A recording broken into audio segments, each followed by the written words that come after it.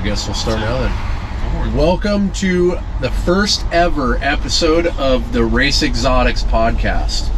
I thought long and hard about who would be our first guest on the podcast, and I just kept circling back to this guy right here, Brandon Woyshnis. And there's a few reasons that I picked Brandon to have as our first is, I think most importantly, without Brandon, and this might sound weird, but without Brandon there'd be no Race Exotics. And that gives them a lot of credit, I understand that, but you got to think about something, right? If things don't happen, like he really took Race Exotics under his wing when he started this brand. And like our first video that it went viral on his channel was the Testarossa out in the snow.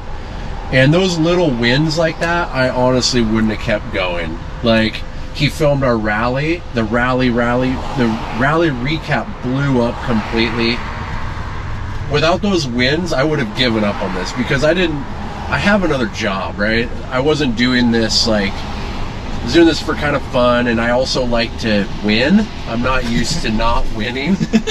And so if I would have had to grind out every single step of the way on my own, I would have just said forget it and throw the towel in. So I really got to give Brandon a lot of props.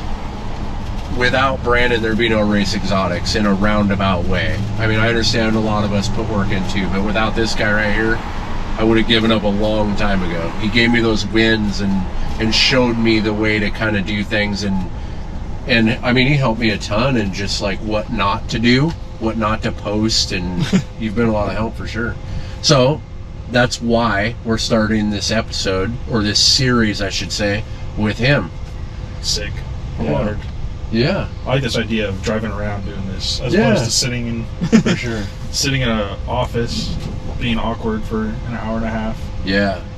Well, and when we started originally the podcast, I kind of told you about that. We had bought this big, huge bus to film it out of, which I thought could have been cool too, having people's cars in the background. But I was like, man, I need to be, and this was kind of part of what you were saying too, like more advice from Brandon, like I need to be more agile, right? So with this setup, I can go around the world. Yeah.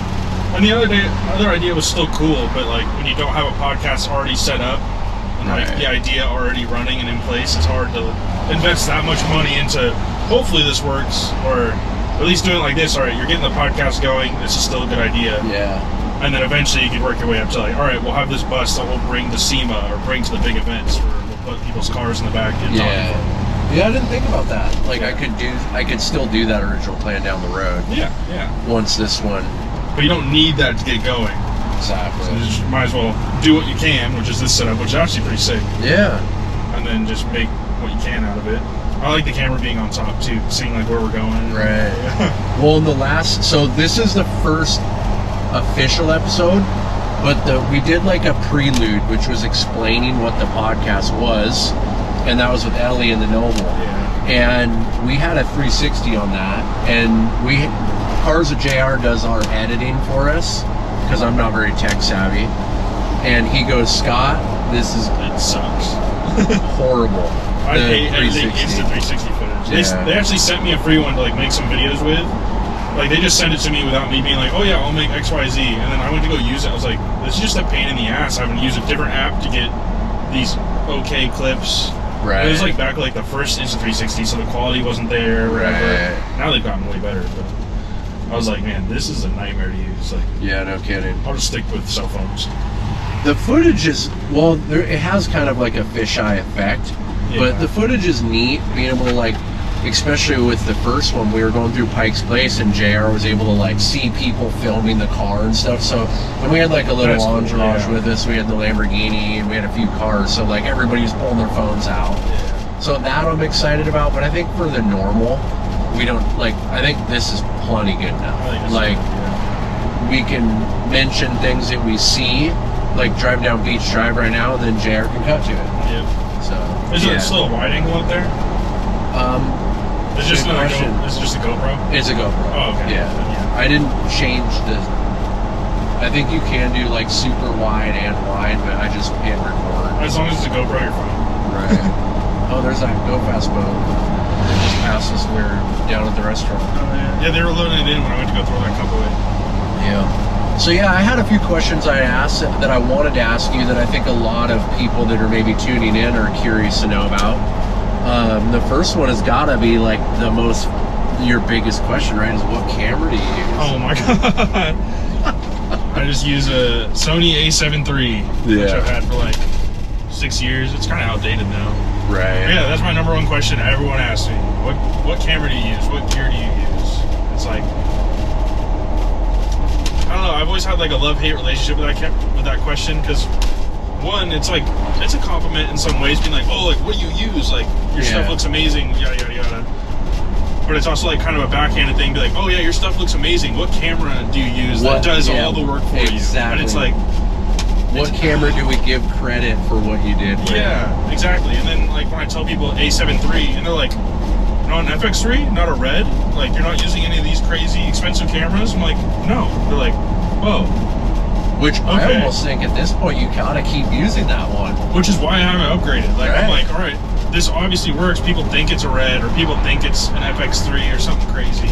Well, it's like, so all right, so it's working to the capacity that I need it to. Like, why upgrade to a $25,000 camera when I can have an $800 camera? Especially when like the line of work that I'm in, I'm prone to breaking them. I'd rather break the $800 camera than a $25,000 camera. Well, and your inspiration, right? Because all these young kids that can't afford that $25,000 camera that think that they need that to be successful. I mean, you have like a following of people that are also trying to do what you do, right? So yeah, absolutely. You, by using that camera and taking the amazing shots and videos you take, proves, hey, like you don't need to be rich to have this top of the line equipment to make good content. Yeah. And then that's a lot of reaction that I get too, is like, I'll say A7 III and they're like, oh, that's what I use. And then they're like, oh shit, okay, I need to figure something out. Like, yes, do better. Now you realize it was something more internal than it was whatever gear I use. Yeah. It's just not important. But I get so many that question that it's like, it's become frustrating. Right. Like, dude, I know you mean no harm by the question, but like, in my mind, when you ask me that, you're going, oh, your camera gear must be crazy. What is it? And it's like, I have the eye for it, which like, it sounds cocky to say, but it's like, I know what angles look good. Yeah. If I see a shitty angle, it's not going in the video. I'm not even pressing record on it. Like, I just find the angles that I think a lot of people can agree look the best out of the options I'm given in the moment. Totally. And it's like, that's where most of the skill comes from, not the camera being a certain price point. And I got a question to kind of stack on that. So like, I totally agree you have an eye, right? Sure. Is that something you just have or you don't have? Or can you develop or build or, because that's something like that's something that I feel like you're either an artistic person or you're not, right? Like there's people that I think that are just not. Like I see their photography and stuff for years they've been posting and I just don't get it. I'm not in love with any of it and I think that maybe they should do something different. I'm always not going to tell them or hurt their feelings, but I'm curious, is there some natural ability that you've got, or was your original stuff not good? It's like 50-50. I wouldn't call it natural ability, but I think I have a general like good taste when it comes to anything in general. Like nice cars. Like if I see a riced out car, I'm not like, oh, it has a wing, it's sick. I'm like, no, like the wing doesn't fit that car. This would be more tasteful. So I feel like that plays a role, and then also just I put in so many repetitions on shooting cars that I've learned what to just completely avoid, and I know exactly what angles. Like, oh, this car angled on this incline or decline at this angle, turning his wheels this much will look the best. So that's where the experience and the putting the reps in come in. Yeah, because you've seen it already. You've been like, I saw that picture I took last time. Yeah. And it was turned the wrong direction. It looked like bad. So there is experience that comes into it. And I'll like go back to my very first couple of photo sets, and there's photos in there that are like still some of my favorite photos, but it's like 1%, and then all the other photos just suck. Like you can tell which photos are me figuring out like, okay, this is not an angle to use, and which ones are like, oh, boom, found a money angle, rinse, repeat until I get it nailed down for every car kind of thing. So it's definitely both of like a little bit of natural ability and also a little bit of actual eye for it. Yeah. Which I don't think you can really develop. No. I think you can. There's some people that like, they'll just never get it, like they're just more number oriented. Yeah. Where I'm more visually oriented, so like, Right. I feel like that plays a bigger role. But yeah, definitely some people probably could put in 1,000,000 reps and still not get it. Yeah. But I think it's just a healthy mix of both, I guess. Totally. Yeah, we just passed my house. I forgot to do a little mention of this guy always flying by my house in the middle of the night. Is Chris actually mad about it? If it's super late, it's annoying for sure. Daytime, it doesn't bother us at all.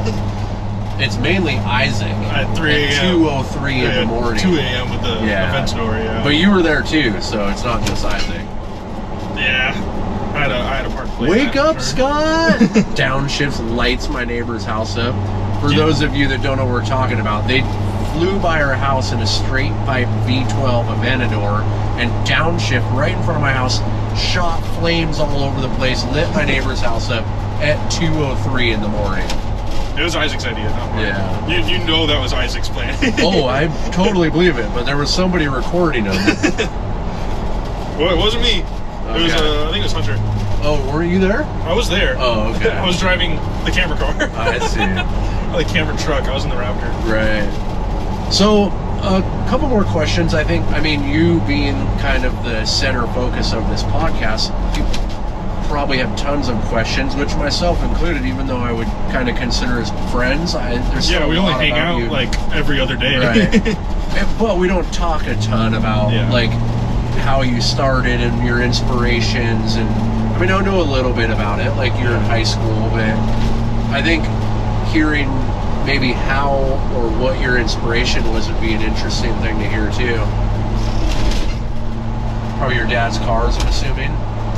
No. For being a car guy, yeah. Like, I've always grown up around things with motors and wheels, like the airplanes, for instance, was like my first love. Yeah, your brother both were. Yeah, we grew up just flying RC airplanes a lot, and then when he became 16 and life kind of shifted to cars, you know, he got a cool car, or it took him a while to get a cool car. He had a few just normal cars, and then I think he was like 18 or 19 as he started getting the cooler stuff. Right. And then so I was like 10, 11, and so I was still like heavy into the airplane things. And then once it got closer to me turning 16, Kyle had a Subaru Legacy GT, which I loved. Like, I made my Xbox gamer tag Legacy, like all kinds of stuff. I was just like super big fan of Legacies. I think mainly because, you know, you just follow what Big Bro does. Right.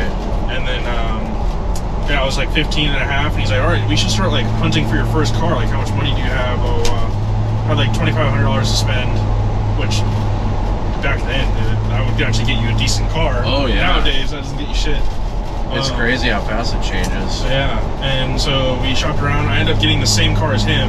He had upgraded by this time, but the same car that I fell in love with, we found one for me, bought it, started fixing it up, modifying it before I got my license, and then right before I got my license, head gasket blew, so I couldn't drive it for a while. Then me and him fixed the head gasket on it, and yeah. So that's kind of how the passion for cars started. Yeah. And then when did you pick a camera? So I traded that sedan GT for a wagon because my brother had just traded his sedan for a wagon, and I was like, oh, the wagons are cool. Again, me being just me and following anything my brother does. Right. So I got a wagon, and then I had just got it repainted in high school, and I was like, oh, I want some like nice photos of it for my Instagram, which had always just been cell phone photos. And then I was like, oh, I know my mom's got a camera around here somewhere, so I went and found her a camera, took it, got an SD card for it, slapped it in there, and then just went out to shoot, I forget what it was called. There was a building in town across the street from Albertsons. Like, you know where the Tractor Supply is? Yeah. That whole building was SARS. It was called SARS back then. Yeah. And it was all abandoned back behind it, so it was all overgrown and like broken concrete and shit. So after high school one day, I just went back there, took some photos of my car, and then went out along, like out by like where the Southworth Ferry is. There's this beach that you can drive up onto. Now you can't anymore, but I drove my car out onto the beach, took some photos there, posted on my Instagram, like just phone filters and Instagram edits, whatever. And then my friends were all like, oh, like, these are sick photos. Can I get some photos of my car? I'm like, that's how it started, huh? Yeah, I'm like, sure, that sounds fun. And how long ago was this, or what year, do you remember? Just to put it into perspective, like... It was 10 years ago, 2015. 10 years ago. Yeah. Wow. Yeah, I know. I feel old. So 2015 then, yeah, because I remember I used to ride motorcycles with his older brother, and that's how I met him, actually.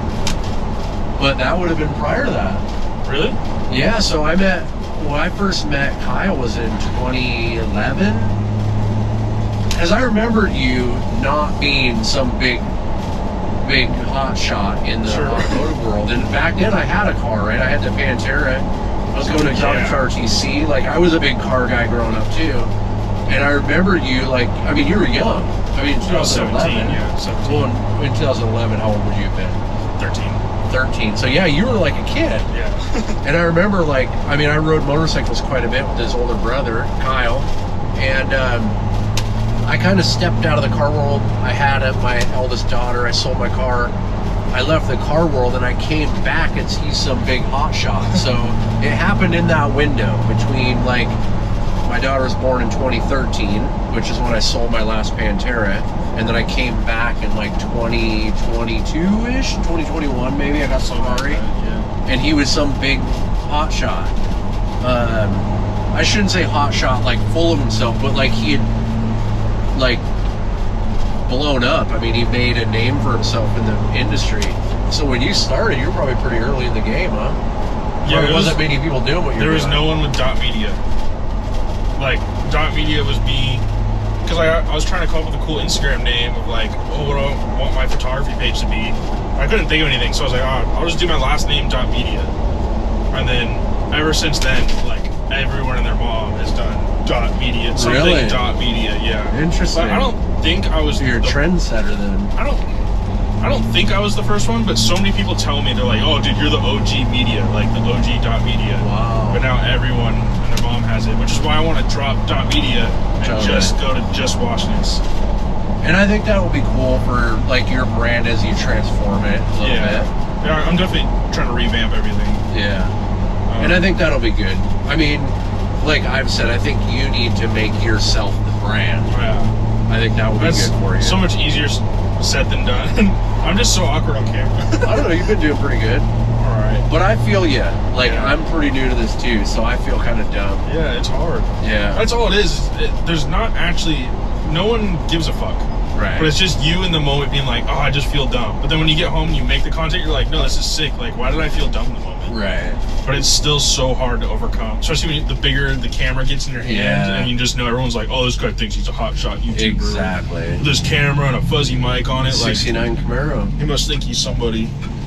That's nice. Did you see that red one that passed over it? I didn't see it, no. It was super nice. I think it was a 67. But yeah, no, that's one of my biggest struggles is when I'm holding the camera. I have no problem being on camera, especially if like I'm being filmed. Yeah. I don't like get weird or anything. I did in the beginning, but I don't anymore now. That's why I like having Dylan and Hunter around to like hold the camera. Like exactly. They just know when like something. Sometimes they know, sometimes they don't. Yeah. But they just know like, oh, like here, say something, and it's like, okay, let me just ramble off to you guys. You happen to be holding a camera. Right. I haven't been around Dylan a ton while filming, but I've noticed Hunter is on the ball. Hunter just wants to record everything. Yeah, and I think that's better to record everything because you can always cut. It's just for the editor that I feel bad. I mean, like, all right, you have a shit ton of footage that you have to cut, and I'm not going to tell you what to cut until you send me the first draft. Exactly. And I'll be like, all right, cut this, cut this, cut this. Right. But I guess that's kind of just how it has to go. Right. What I do with JR is I'll do like a 90% cut. I'll put everything together because sometimes I'm filming on multiple cameras or multiple angles, so I'll put everything in order and I'll put like usually about 2 hours worth of footage all in order, and then I'll just go through and start trimming fat. Yeah. So then I'll send JR like 25 minutes of a pretty much done video, and then he'll go in and he'll trim 5 to 7 more minutes off of that and bring it down to like a 15-minute, and he'll do all the audio. That's my stepdad. Oh, was it? Yeah. On the way to go play some pickleball, huh? Oh, what he's doing? He probably left his friend's house and just going home. They have like 4 or 5 friends that just all live along this road. They're just right down the street from each other. Yeah. Well, I had a couple more questions for you, but now I'm drawing a blank. I know. It happens. Right. I went and did a podcast down in SoCal last time I was down there, and they just had question after question after question. I was like, how do you guys do this? They're like, there's 3 of us. It's a lot easier. I'm like, they're like, I'm forgetting my questions. I'm forgetting mine. I'm forgetting mine. But like, the 3 of them just keep it going. Well, for sure. And like, you just picked it back up. That's like who you're talking to helps too. Yeah, absolutely. Because like, well, I'm over here drawing a blank. You're continuing things on. I mean, that helps big time. It's just so different because like we're friends and we hang out on a regular basis. Right. It's like, what do I even talk to this guy about that he doesn't already know? No kidding. Well, we can ask some like edgy questions. Like, we'll leave the politics out of it, but like, okay, let's ask your opinion on cars that you've got to film. Like, what are some of the favorite cars, or if you were to have your own car, or we could even do some comparison, like Ferrari versus Lamborghini. Let's do that. What would you pick if you had? Let's say you had to delete one auto manufacturer, Ferrari or Lamborghini. Which one you delete, and why? That's so cool. You got to think about all the models too, right? Like, I would say Ferrari. You can delete Ferrari, Just LaFerraris, F40s, F50s. Yeah, but to get any of those cars, you have to have 20 other Ferraris, and I think that's annoying. Well, I don't want the California. Yeah, no, I agree. But if I wanted a F40, I need to have a California. Well, they do. You can buy F430. used stuff, right? Can you? Oh, yeah. You can buy used private party. Okay. If you had money, like, I've got some buddies I know that have them. You just go and hand them a duffel bag of cash. Yeah. You're driving away with an F40. I don't have F40 money, but I totally agree with you, though, that Ferrari's games they play, I'm not about. yeah, it's just frustrating. And suing their customers, I'm also not about that. But I also have a bias for my favorite car is an Aventador SV. Mine's an SV Roadster. Yeah, I'm not going to delete that.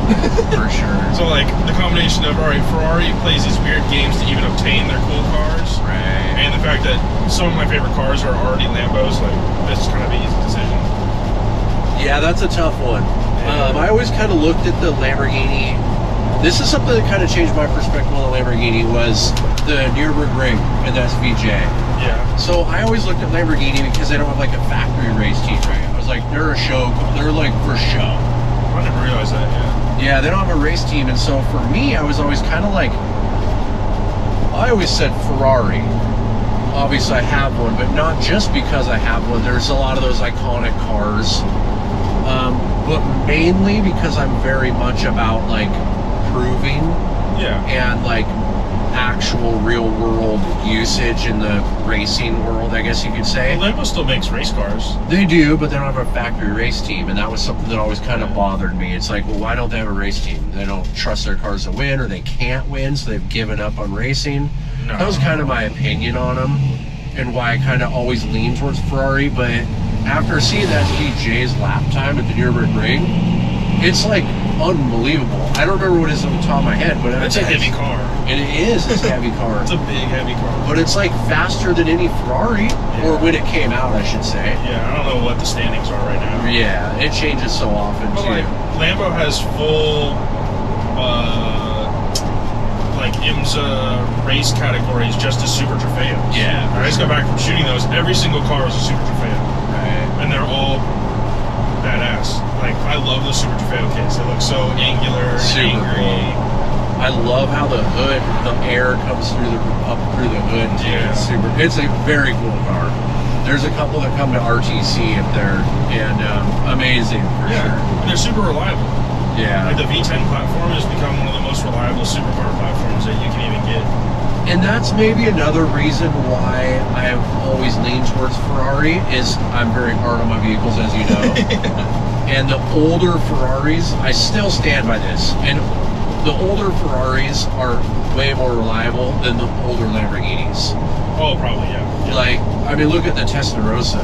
Audi had to take over for the Lamborghinis. Once Audi got involved, Lamborghini became reliable. But prior to, like, the Diablos, like, I've got a buddy with a Diablo that, and I could have been wrong. This was a few years ago, he told me about this, but he had to rebuild the motor, and if I remember right, he had pistons A, B, and C, and they're different sizes or shapes or something weird about the pistons. And so he ordered his rebuild kit from Italy, and they showed up with just A's and B's and no C's, so he had to ship it back. Like, there's just been things about the old Lamborghini that I wasn't a huge fan of. Yeah. But the new like, I'm right there with you. One of my favorite cars, top 5 for sure, is SV Roadster Aventador. Like it's the car. It's too good.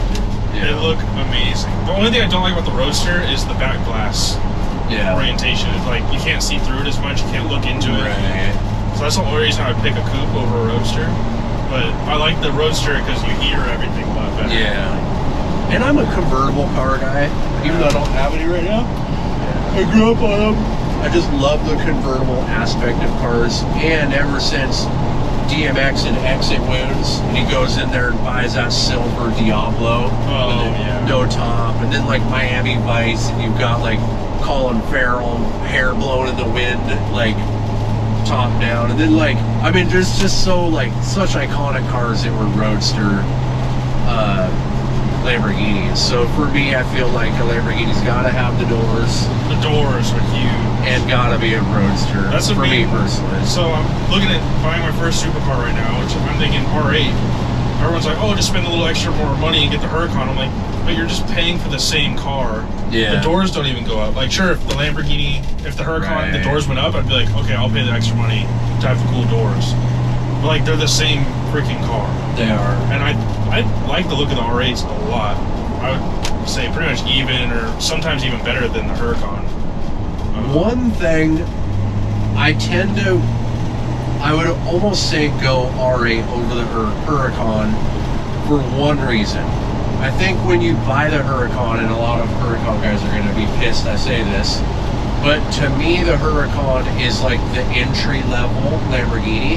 Yeah. And the R8 so is top of the line. The R8 is top of the line. Yeah. So you're pulling up in the top of the line car, or you're pulling up in the not top of the line car for its category. Which is crazy to even say, because like if they're the same car and one's way more expensive, but one gives off like a smarter purchase than the other. Well, and I think that, I don't know, I'm not an expert by any means, but I do think that there's some performance differences. Like there's a few, yeah, like even from an aerodynamic standpoint, the Huracan's way more aerodynamic. Yeah. So you're probably going to have better top end.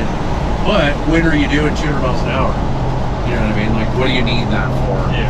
Pretty much only when you're slapping a high horsepower twin turbo kit on it. Right. So I don't know. I tend to agree. The R8, ever since the first Iron Man, I thought was a really neat car. Yeah. But that's the Gen 1 with the carbon blade. I wish they kept the carbon blade for the Gen 2s. And you're not a fan of the Gen 1? I am, but not enough to spend that much money on them. Right. Like, which they're still cheap. They're like under 100K now, but I'd rather just spend the extra 50K and get the Gen 2 that I think looks a lot better. It's more updated. It has the more reliable engine. It does. Yeah. The first R8, did they not? So they didn't do V10s in the first R8. No, they did. They did V8s and V10s. Okay. And then they did some manual on both. So like, if I were to get a Gen 1, it'd have to be a gated V10, which is like the same price as a Gen 2 R8. Which I prefer the looks of the Gen 2 a little more. Yeah. And if I'm gonna have a supercar, I don't really want it to be gated. Sure, like that'd be cool. Murcielago, I want gated for sure. Yeah. Mainly because the E-gears are shit. But like, I think any of the older supercars, until they went to like a dual clutch setup. Yeah. I mean the Aventador's really neat. The GT3, I would do manual out of that. Yeah. I'm 50-50. PDK is really good just because it's so fast. For sure. But that's another car that'd be fun to drive manual. Right. But like, I don't know, I don't care enough to... I'll have other cars that are manual. I don't need the R8 to be a manual. Yeah. I'm not spending the same amount of money on a Gen 1 that I can spend on a Gen 2. Yeah. Well, and it's quicker being... I mean, I get it. Yeah. It's a tricky one, but I understand. And you have other manuals. Yeah. So it's not like if you want to get a little manual fix, you can't get that fix. Yeah. I was actually kind of talking about swapping out the manual out of the Noble so that it would legitimately be fast. Because that's the thing, like when that car's in gear, it's crazy fast. Yeah. The problem is I have to shift. Yeah. And you lose time. What even transmission would you put in? I've been kind of talking about, like, I would love to find like a wrecked CO6, the new Corvette, and then I just put the whole engine and transmission in the Noble. Dude, that'd be pretty sick. I'm not gonna lie. Dude, it would be crazy. Can you imagine naturally aspirated 670 horsepower shifting like that? Yeah. Like, it'd be dumb. Like, it'd be crazy. On a really light platform. Right. It only weighs 2,200 pounds. So, like, the Z06 is quick as it is, but imagine shaving off. I think the Z06 is like 3,600 pounds. Imagine shaving off 1,400 pounds. Like, it'd be fast. So I'm kind of like, Isaac and I have talked about that a couple different times, swapping the drivetrain out of the Noble, but for that very reason. Like, I still have the Testarossa, I still have the Daytona if I want to get a little manual fix. Yeah. The Noble guys would lose their minds if I did that, but whatever. Gotta do what makes you happy, right? The Subaru is never going to be an automatic, so I'll always have that. Right. I'm sure, like, if I really want an E92 or E90 M3, if I did that, I would want a manual. Right. So I'd give me at least 2 manual cars. I don't need more than that. I've somewhat contemplated making this manual, but I actually kind of like that it's just like, get in and drive. I don't have to focus on anything. And I want to keep the bench seat. I think the bench is cool. I don't know that I would do manual ones. Yeah. Because it's not really, it's like a cruiser. Yeah. Like a cruiser, you want it to just be like... It's going to turn into not so much a cruiser. No? I mean, you can still have it be a cruiser, but a sleeper that'll lay rubber. That's what I want. Yeah. I want to just put like a V8 in it. I would love for it to be blown or twin turbo or something crazy, but just something that, like, if I want to sit here and do a burnout, like, it'll just light them right up. I want a little bit of like a choppy noise to it. Yeah. I want that. Like, I think that's something my dad would be like, yeah, that's badass. For sure. And that's really the goal with it. Yeah. I think I'll keep the green. I really like this green. I like the color. Yeah. This is what I get complimented on it the most. Like, oh my god, I love your car. Like, the green's really pretty. And I'm like, okay, maybe I won't wrap it black then. No, I like the color. And the fact that it's a wagon, I think is cool. Yeah. Like, your dad had good taste, for sure. Oh, absolutely. It's a neat car. And I'm not a Chevy guy, so... Dude, it's growing. Coming from me, as a non-Chevy guy, that's a Ford guy, that says something. Yeah, I don't even like older cars, but, like, driving this thing around has grown on me so much. Right. I thought I would hate this bench seat. My dad wanted to put buckets in it. But now, like, since driving around, I'm like, no, like, this bench seat's, like, it's kind of cool. Like, especially if, like, get a girlfriend or just go out on a date or something, like, this is the perfect seat. You hear that, ladies? He's available. Oh, God. Well, we want to thank the sponsor for today's episode. That is LeMay's Auto Museum. And we have Jake here to tell us what we're doing right now. Hey, Scott. Yeah, it's good to be here with you. So we're standing here in our showcase gallery. That's our main rotating premiere space. These vehicles are always on the move, and you can see standing around us right here, we've got quite a plethora of different stuff, including modern GTs. We have one of the only Ford GTDs on the West Coast right now, sitting next to its rival, the Corvette C8. We have Celine prototypes, all sorts of different stuff coming in and out all the time. This is the place to be if you love car culture, because we're always doing something different in here. Yeah. When I see a Pantera down there and a Celine right here. Yeah, so this exhibition is all about the evolution of American supercars, right? Yeah. So you see the Pantera, the iconic, S7 from the early 2000s. This is quite a display. Awesome. And there's a seat right here for you.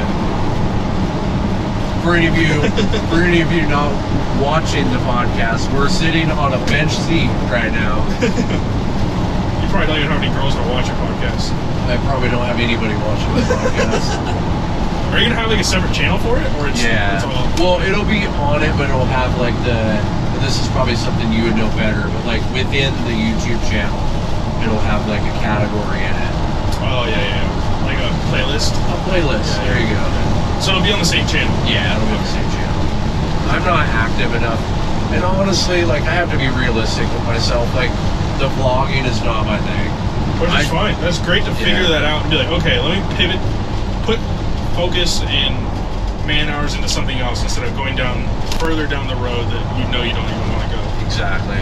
And it doesn't feel natural. Like, I'm not a fan. Like, for me, I want it to be perfect, and then I'm super hard on myself, and it just wasn't for me. Vlogging's hard. It's really freaking hard. Like, if it's like the only thing you do, I could see it being more obtainable to consistently post and stuff, but if you're already doing something else, you're like, oh, plus I should add vlogs to it. It makes everything 10 times more complicated. For sure. gonna film like 2 directions. Yeah. Like I was filming for when we went in that F40 to 50 drive. I'm like filming widescreen, horizontal, vertical. It gives a pain in the butt. Yeah, like if you're gonna do something else and then add vlogs, you need to bring on someone that's like, hey, you're just here to vlog everything. Exactly. Which is really hard to find. Yeah. Like people who, one, will shut the fuck up behind the camera instead of talking about everything.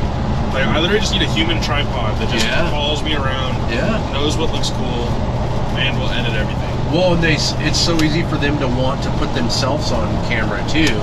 And it's like, that wasn't your job. Yeah. So I totally get what you're saying. Like Dylan and Hunter, I love them to death, but they try way too hard when the camera's pointed at them. Right. And you can tell. Yeah. Like, I like to try to be just as natural as possible, like chill. Yeah. Like, we're just hanging out. It's not me being like, what's up, guys? Like, welcome back to my channel. Like, I can't do that. Like, I want it to be like, you're just hanging out. But as soon as it goes to them, they're just like trying to make jokes about everything. Like, they're not good jokes. You're just making jokes just to try to seem funny. Like, well, and that's something else to be said about that, right? Like being natural on camera as opposed to like, dare I say, Stradman. Like, I love Stradman. I love Stradman, right? Super nice guy. Like, I have nothing bad to say about him, but it caught me off guard when I met him in person. He's so chillax, which is for awesome. sure. But then just on camera, he's just always screaming, and I'm like, which I get, he's got a business he's running, so I totally understand what he's doing. Yeah, it 100% works for sure. But just me, where I already don't really consume a lot of content, right? I don't want to consume someone yelling at me all the time, so I try not to do that. Totally. But I also understand like that hurts my retention and stuff because I'm being chill. I'm not talking as much. You're not dramatic. I'm not like hyping everything up. Yeah. Well, and being dramatic, people like that. Yeah. I mean, that's why, like, all of these YouTubers that do it for a living, they do that, right? Because that's probably why I'm not a good YouTuber. Not even monetized. I've been doing this for 2 years. I'm not even monetized. But I think there's still a place for those people. Yeah. Like, for instance, Joe Rogan. Right. Like, when he started podcasting wasn't a thing. Right. Like, and he's just a guy that he doesn't try to stir up drama. He doesn't try to like bring on purposely controversial people. Right. He just brings on people that he wants to sit down and have a 3-hour chill conversation with. Sure, sometimes they get a little crazy, but but which the sound bites out of. Joe Rogan's been a huge inspiration for this podcast. Oh yeah. That's why we have multiple camera angles so we can get those sound bites to upload online. Yeah. Podcasting's turned into a crazy thing over the last like 5 years. I remember 5 years ago I was like, I should start a podcast. And I was like, no, I'm already too late. And that's like back before all the biggest started one. 5 years ago. Right? It's like Bitcoin, right? Yeah. It's never too late to start. Yeah, Dylan and Hunter are on me about starting a podcast. I'm like, I just don't feel like I'm there. Like, I don't want to, especially living in Seattle, we don't have anyone around us. Yeah. You and me got each other. That's pretty much it. And, like, I just don't have people to consistently bring on for a regular basis. It would just be my friends over and over again. Yeah. Which can still be good, but I also don't talk about cars a whole lot. Right. So, like, everyone that's tuning in be like, oh, I want to hear about cars and photography. Like, I don't even like talking about that. Yeah. I get enough of it when I'm actively working. Totally. Last thing I want to do is have a 3-hour conversation on it afterwards. Well, and this is something you have to ask yourself. Like, for me, when I tried vlogging and determined that it wasn't for me, is podcasting for you? Like, you've been on a couple now. Do you enjoy it? I think so, because like I'm still awkward in talking and I'm not good with like words. I don't know. Like, I feel like so far you've been pretty good. So far, yeah. Might trip up here soon. But I've noticed they help me learn more about myself and other people's perspective on me. It's like when I did that last one down in LA, I never met the guys. I've never seen their they actually don't have any podcast episodes out yet. They were just stacking up like that's kind of what I'm doing 10, right 20 now. deep. Yeah. So when they do start dropping, it's constant. And same thing with the first one that I went to. I didn't know that the girl that interviewed me, or I did the podcast with, whatever. And they were just asking me questions, so I was like, oh shit, like I've never thought about that. Or like the way they would frame certain things, I'm like, that's how you view my stuff? Like, they're always positive, but it's like, dang, I've never thought of it like that. Or when they ask these certain questions, I'm like, and I'm answering them, I'm like, oh shit, this strategy stemmed from this, which stemmed from that, which I never realized because I'm the one, like, it's going over a period of years, like, I'm not picking up on it. But then when they are making me squish my career in an hour-long podcast, I'm like, oh, these are connected on why I did this to do this. This is how that happens. Like, I learned more about myself, which I like that aspect. But then, like, after each one, like, I'm fucking, my social battery gone. Yeah. I do not have a big social battery at all. Right. But I enjoy them. I think they're cool. Yeah. For me, why I was drawn to it is I like to talk. You do like to talk, yes. Which is why our friendship works great, because you talk and I just sit there and listen, sometimes pitch in. Yeah. Which it's good to listen.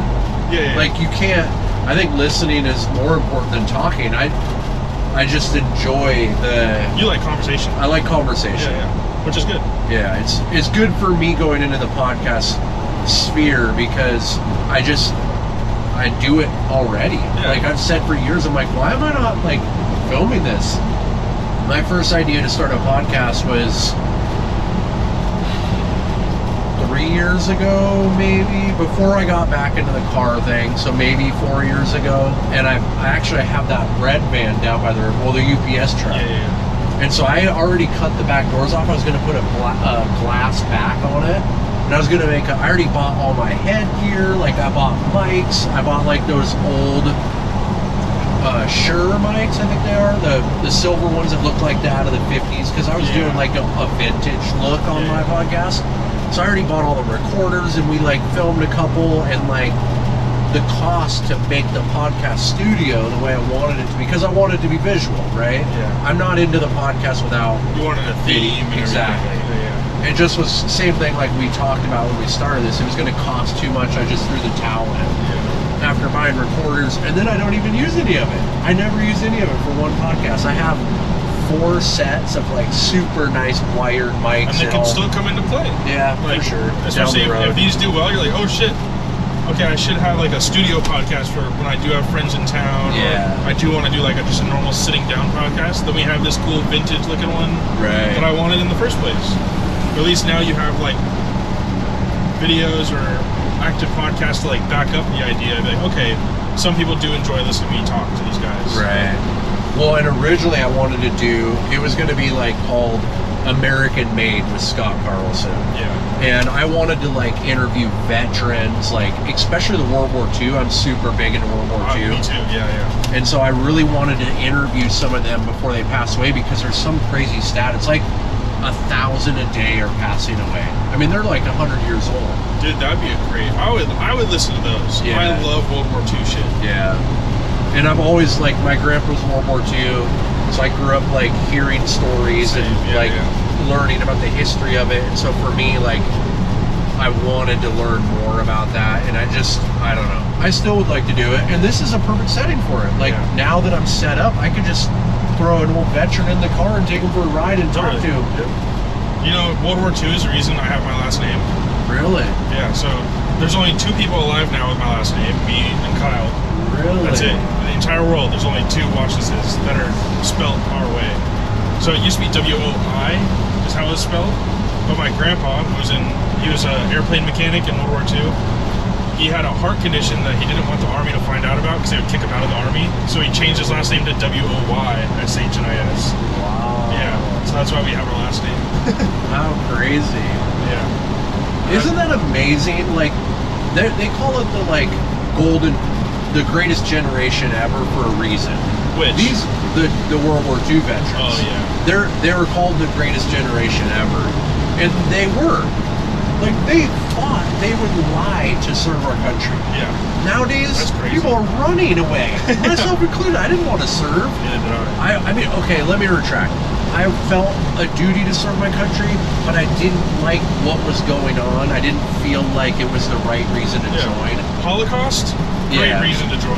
Totally. I feel if 9/11? Yeah. Questionable. We won't get into the politics of 9/11. But, like, I wanted to serve my country. I just didn't feel that, like, and so my generation, my cousin joined right before me. Yeah. She actually joined this was before, what was it, the WMD, I don't remember what that was, what they named that war. the weapons of mass destruction. The Cold War? No, weapons of mass destruction was like right after 9/11. Oh. So 9/11 kind of spurred that, but she had joined as a reserve for education pre 9/11. Well, she just happened to kind of miss the boat and got drafted, and so she ended up getting blown up in Iraq. When she got back, I mean, she was all messed up in the head. She was ordered to do stuff that messed with her psychologically. Like, I bailed her out of the psych ward 3 or 4 times when she got back, but she ruined it for me. Yeah. I saw how they took care of her, and I was like, nope, I'm off. But the greatest generation we were just talking about, like your grandpa, he lied.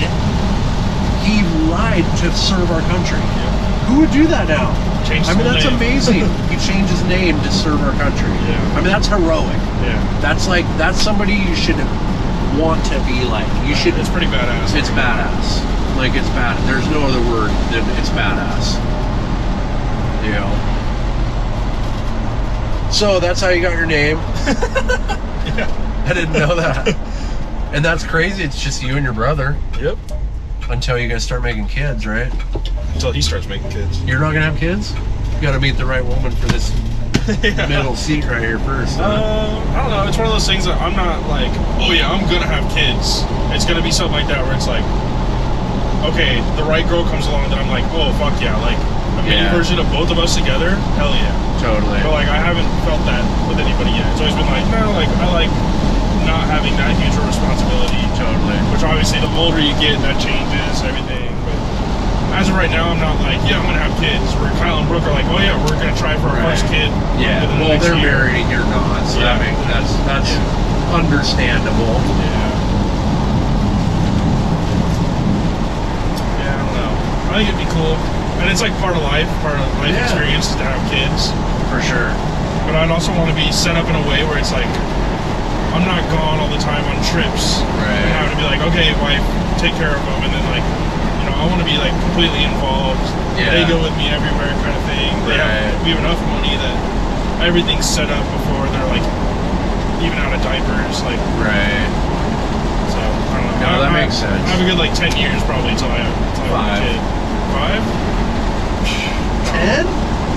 Stop the cap. 5 years. Mid-30s. How old are you? 27. So 8 years. I'd say 8 years is a rough guesstimate. I'll put 5 on it. Depends how old my wife is. Yeah. I'm assuming I'll be 30 with like a 25-year-old wife. Yeah, that's probably about right. And then Chris and I are about 5 years apart. And so when I'm 35, she'll be 30, and I think that's like perfect. Yeah. But that's, who knows what's going to happen in life. Anything can Right. happen. Yeah, you never know. And literally nothing goes to plan ever. You might meet some like 60-year-old woman that you just can't live without. Yeah. Probably not, but Probably not. So, I got another question for you. Back to the kind of like the Ferrari versus Lamborghini. What do you think is the most underrated? We'll start with supercar, and then we'll do like muscle car. We'll kind of hit each of the categories. So, what do you think is the most underrated and overrated? Let's do both. shit, that's hard. It's a tough one.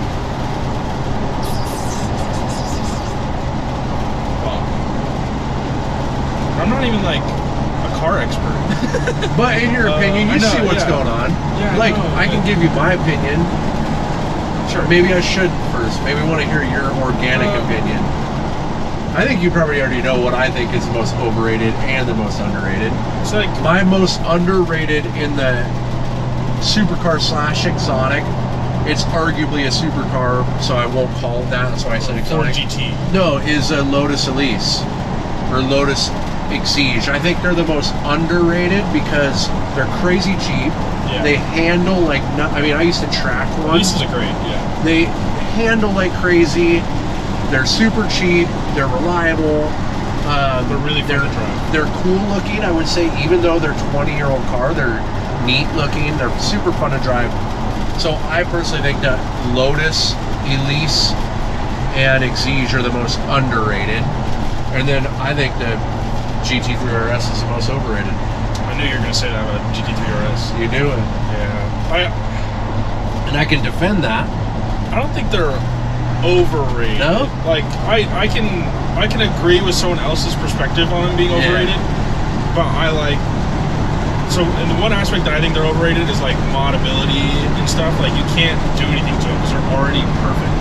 Yeah. But like driving one hard on twisty roads, like you're not gonna think it's overrated.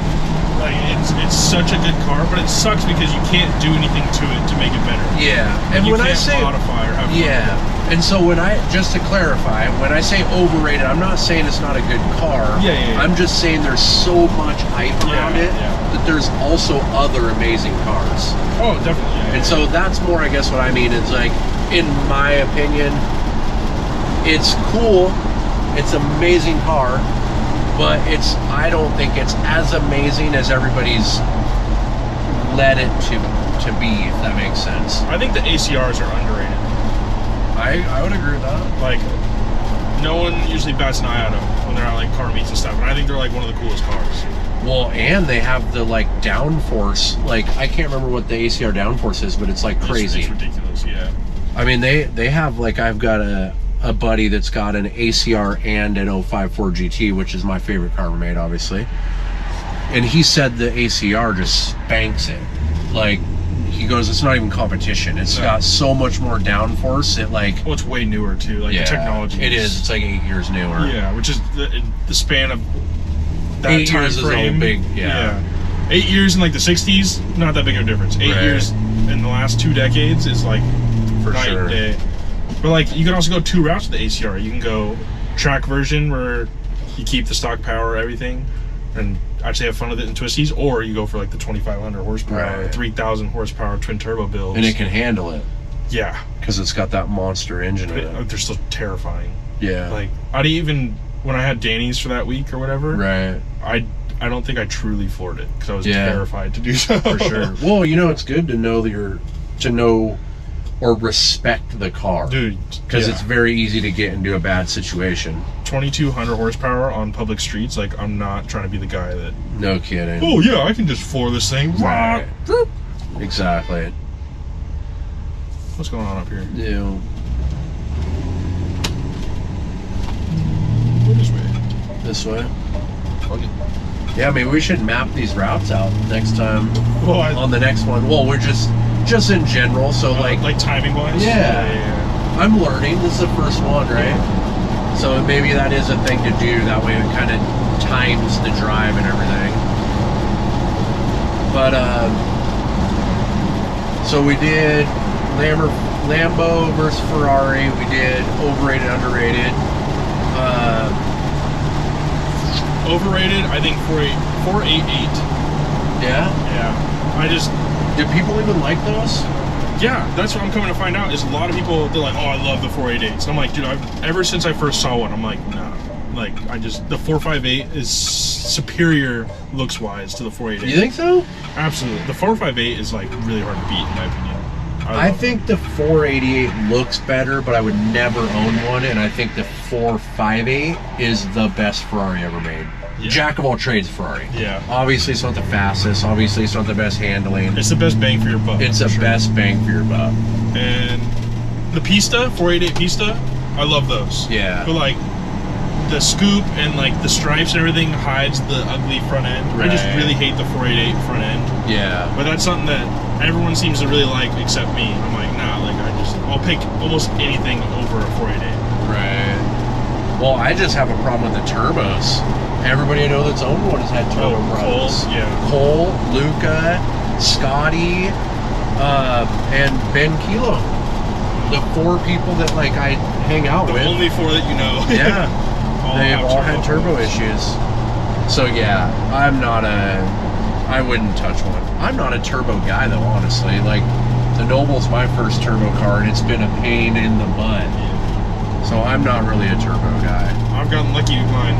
Yeah. Actually, I had one turbo go out, but it was after, 150,000 miles. Right. It was bound to go out. Yeah.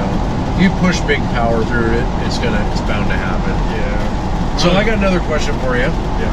What's been your favorite experience since starting your brand? Like, I mean, I know you do SEMA, you do Monterey, you do like the hypercar invitational shoots, you do all these crazy things. You film for Whistling Diesel, you film for DDE, Alex Choi, like you've done a lot of pretty neat stuff.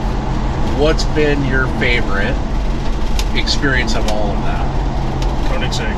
The Koenigsegg? Koenigsegg, every time. Yeah, it's pretty hard to top. Both days that I filmed for Koenigsegg were like the 2 days I was just like, I think especially the one this last year, where we got to be Out at of the Laguna track. Seca with a private Koenigsegg track day, listening to them rip around the track, and then watching it set the track record at the time. Yeah. That was so cool, especially since we didn't even know they were setting the record. Like, Yeah. we just saw them keep plugging into the computer, and they're like, okay, like we're really close to the record, we're gonna try for it. We're like, Yeah. oh shit, this is cool. And then we watched him break it, come back to the pits, and everyone starts celebrating and stuff. And I was like, dude, I literally feel like I'm in a movie right now. And then we all got the picture with Christian and like all his guys around the car. And then Christian took his son to go take pictures of it, and they drove away, like hanging out the door. I was like, this is so Epic. out of a movie. Like, I'm gonna tell my kids about this one day. Yeah. I'm like, I've had other cool experiences. Like, so the Alex Choi shoot was really cool, outside of some frustrations, but like just the idea of everything that happened was badass. And then Whistling Diesel is always cool to shoot for, just because like you don't know what the fuck's gonna happen. Right. I could see that being entertaining. Yeah, no, it's super entertaining. Especially some of the ideas that he wants to do. We just, like, there's one time where we were gonna be driving down the freeway, and he was gonna open an enclosed car trailer, and the General Lee was gonna come out with the twin turbos and start ripping. And it's like, we set it all up, we went on the side road to like try to test it out. And then the only reason it didn't happen, he's like, the sun's at the wrong angle. Like, the footage just isn't gonna look good with the angle that we need to be on this road. And I was like, damn, we just scrapped this whole thing just because the sun was at the wrong angle. Which, like, I get it. Sometimes that's like the case, but I was like, damn. Like, I wonder what else he hasn't done just because of little things are like, never mind, not gonna work. Yeah. So that brings an interesting point up. I mean, you're kind of the expert in that realm, right? In the media. Sure. I look at you as expert of anybody I know, at least. Sure. So how is Cody pretty on the ball, that stuff? I mean, he must if he would have called the shoot, or do you think that it could have still got a cool shot? I think it would have been fine. I even told him that. I was like, dude, like, I'll color grade it and expose everything where it looks fine. Like, it's not a big thing. But he's just so picky, which is like, he's doing something right. Like, you can't be like, oh no, you're not right about this, because he's so successful and like gotten it right so many times. Like, who am I to be like, no, you're wrong on this one? When it's like, we're in such a subjective Totally, it's thing. tough. Everything is, because a lot of people tell me I need to do this, and I'm like, no. They're like, why? This would do well. I'm like, it's just not what I would do. Like, and a lot of things have worked out really well because I'm just like, no, I want to do it like this, and then it ended up being the right choice. Sure, I've definitely gotten wrong choices. Right. But I think like everybody has their own way of creating content, and the only way for it to stay good content is if it stays them making the content, not like, oh, what is my audience gonna like, or what is my audience not gonna like. Like, the audience comes last. That's like one of my favorite quotes from Rick Rubin. Right. It's like, just make whatever you want to make, and the correct audience will come to it. Yeah. And so he's obviously done so much correct shit, or like things that other people like who am I to tell him like no? So I was like, okay, like, you're paying me, I'm not paying you, like, I'm just gonna listen to what you say. But I did try to tell him, I was like, no, like, dude, I think it'll be fine, like, this is gonna be sick. And he's like, no, like, it's just not what was in my head. I'm like, all right, fair enough, I'll stop. Right.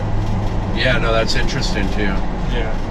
Well, and I think you bring a good point up. Like, you got to be authentic in what you're doing for the right viewers. Yeah. Like, and a lot of people have said, oh, well, you should do giveaways to get for building our brand, right? And I'm like, those aren't the viewers I want. Yeah. Like, I'm not saying giveaways don't work. They obviously do. Look at all these huge brands that have a huge following. They work great. I've never done it, but I've watched people do it. Well, they work great, but I would be, and I could be wrong, but I'd be curious to know, like, what the analytics are of the view of the videos that those brands produce, because what I'm assuming it would be, and not only giveaways, but anything where, like, let's say you're buying followers, or like, I'm not going to say any names, but I know another YouTuber that in a roundabout way, bought his followers by giving somebody else a car if that guy's followers followed him. Yeah. Well, the problem is he didn't like learn what his viewers wanted.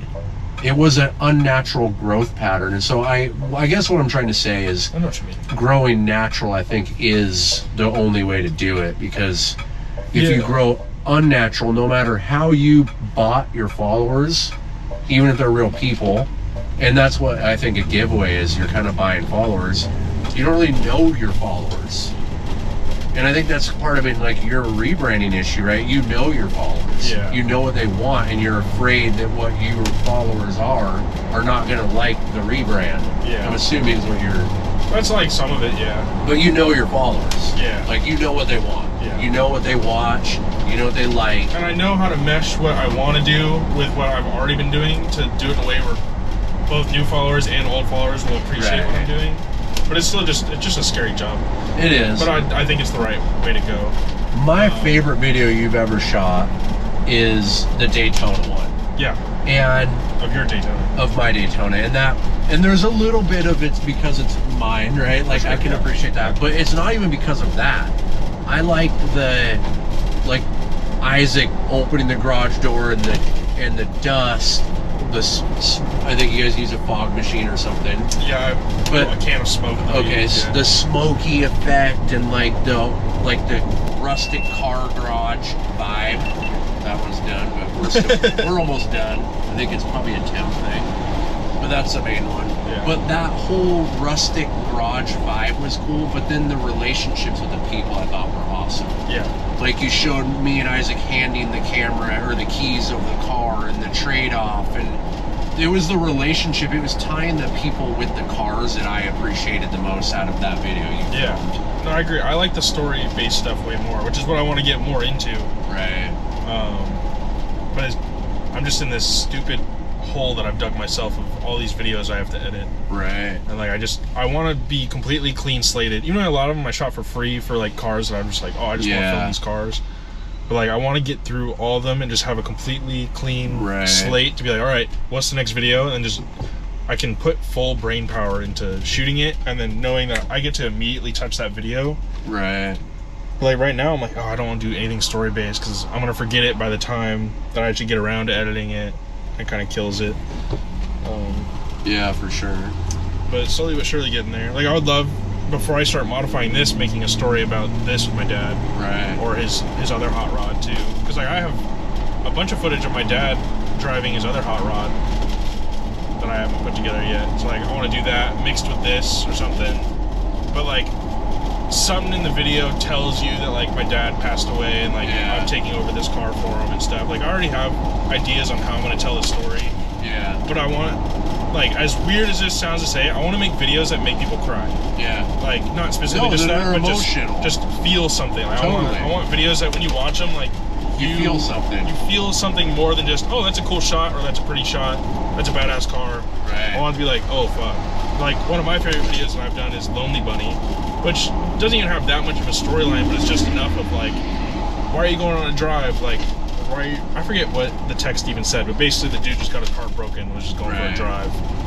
And, like, a lot of people resonated with that one, even though I didn't really do a whole lot of storytelling in it, but it was just enough that people were like, dude, like, this one hit. Like, it hit me on another level. I'm like, okay, well, that's good. So at least I'm going somewhat of a route that people like. And that was, like, the first time I ever, like, planned out a video, too. Like, usually I just wing it. Right. But that one I planned out, like, okay, he's going to do this on this beat, this on this beat. Then he's going to go out here. For this section of the song, he's going to go out by the river and do a deep breath. And luckily it was cold enough that you could actually see his breath. Right. All this jazz, but yeah. Yeah, that's awesome. But I definitely want to do more of that. Well, I'm excited to see it. Yeah. I would like to see that out of your abilities. Me too. I agree. I know I have it in me, but I haven't been able to really show it because I'm just so backlogged on everything. For sure. And for some reason, my brain just wants to be clear before I do all those and not just stack it onto the stack. Well, speaking of backlog, I guess we can wrap this up so you can get back to editing our Race Exotics Rally recap. That's literally what I'm doing after this, yes. So we can rent the theater out and have everybody come watch it. it's a long one. Yeah. But I appreciate you coming on. I appreciate you chatting with us. Yeah. Hopefully we answered some questions for all of the viewers and listeners. If you've got more questions, maybe we'll do another sit down with them. Put them in the comments. I'm happy to be on your podcast whenever you want me to. Awesome. It's easy enough. You live right down the street. There you go. Alrighty. Well, thanks a lot. Yeah, thank you.